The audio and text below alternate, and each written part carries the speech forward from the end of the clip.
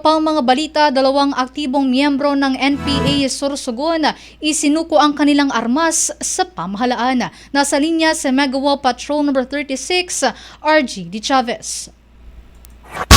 Bicol Network News Report! Sumuko ang dalawang aktibong miyembro ng New People's Army o NPA mula sa lalawigan ng Sorsogon sa mga otoridad.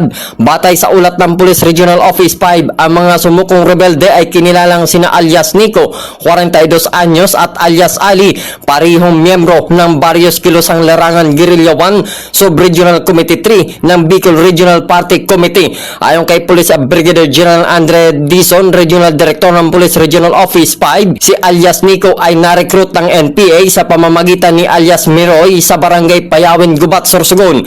Nagsimula siyang bilang striker at kalaunay naging armed personnel, budget officer, collector at bagman para sa Unit 1 ng NPA na nakabase sa mga barangay ng Payawin, Kabiguhan, Carriedo, Manapao, Dita, Hupi at Lapinig sa bayan ng Gubat.